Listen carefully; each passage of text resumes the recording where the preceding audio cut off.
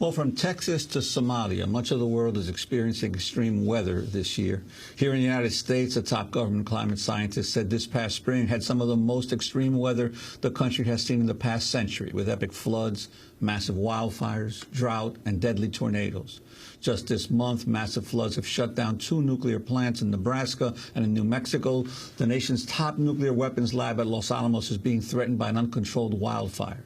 Meanwhile, the United Nations is warning that the Horn of Africa is facing its worst drought in 60 years.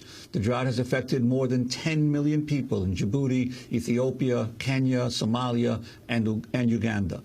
Award-winning author, journalist, Christian Parenti has just come out with a book that examines the effects of climate change on the most vulnerable populations in the world, from Africa to Asia to Latin America. Christian Parenti joins us now in studio to talk about his new book, Tropic of Chaos, Climate Change and the New Geography of Violence.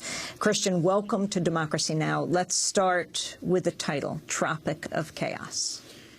Well, it refers to the space between the Tropic of Cancer and Tropic of Capricorn, the countries where you see the most extreme effects of climate change kicking in, but where you find vulnerable populations, people who live close to the land or the sea and so have a minimal margin of error when bad weather strikes. But also these are countries and economies that have been ravaged by the Cold War and neoliberal economic restructuring. From 1945 to 1990, the UN said there were 150 or so armed conflicts that killed 20 million people, displaced 15 million, and 60 million were wounded. That all happened in the global south, in this belt of states. And so now that's where climate change is kicking in. And that was also the same terrain where the last 30 years of IMF and World Bank-backed structural adjustment of privatization, deregulation of economies, cutting state support for farmers and fishermen, that program affected those states most intensely. And now the weather associated with climate change, extreme weather such as the drought, punctuated by flooding in East Africa, is adding to this, and there's this catastrophic convergence. And climate change, the argument in the book is that climate change very often doesn't just look like bad weather, it looks like ethnic violence or religious violence or banditry or civil war.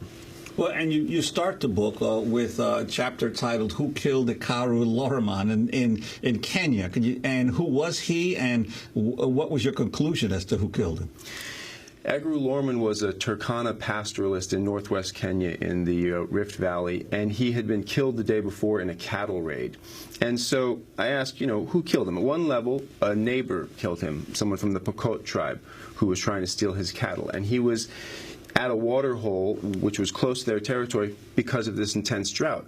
And that was forcing the herds to concentrate around water holes because there wasn't enough grazing elsewhere. But then also, why weren't there other water holes? Partly because of neoliberalism. The Kenyan government has stripped away its support for farmers and herders.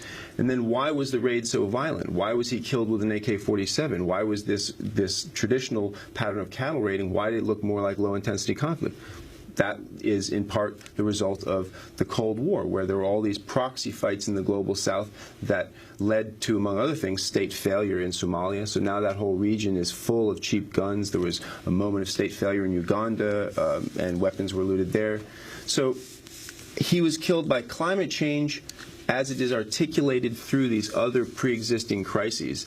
And around the world, I found in doing this research examples of that, where climate change is a direct cause of violence or sometimes an indirect cause of violence. But you look at many violent conflicts, and there's frequently a climatological aspect. Not the primary thing necessarily, but an increasingly important aspect. You also point out in the book, you have several chapters devoted to how the U.S. government and the Pentagon particularly is responding at the same time that the Bush administration was denying climate change. The Pentagon was preparing for it. Mm-hmm. The Pentagon, particularly around 2007, was putting out these reports and think tanks around them, realizing they were going to be called upon to respond to this problem. And to their credit, the armed services take climate change seriously, which is more than you could say for, say, the GOP leadership in the House. And what they see again and again is not so much a future of interstate conflict, but of irregular warfare within states, social breakdown, increased banditry, mass migration, and they realize they're going to be called upon to respond to these low-intensity conflicts and these civil wars. So front and center in their program of response is counterinsurgency. And, this goes by different names: small wars, low-intensity conflict, counterinsurgency. And this is, as part of the war on terror, become very important to U.S. foreign policy. And I'm critical of that, one, because I don't think it will work. I don't think it's moral. But also, counterinsurgency, if you look at its record, what it does to societies is very damaging. Because the object of counterinsurgency is the population rather than territory, it leaves societies fragmented and vulnerable. And you see in Central America, as you guys have reported, societies that were the front lines of counterinsurgency in the 70s and 80s are now as violent as they were during the war, but it's a crime wave, which is the direct result of the legacy of counterinsurgency. And an interesting fact, in World War I, 5% of casualties were civilian. World War II is 50%. By Vietnam, it was 80%. Now it's up to 90%. And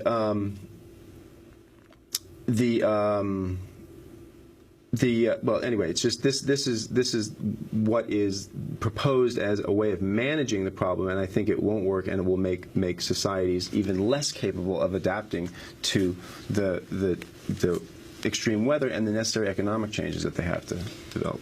Tropic of Chaos is Christian Parenti's book, Climate Change and the New Geography of Violence. When we come back from break, we'll have Christian take us on a tour of the countries he visited and the way climate is changing there and what is happening to people in the most vulnerable countries. This is Democracy Now!, democracynow.org, the War and Peace Report, and we welcome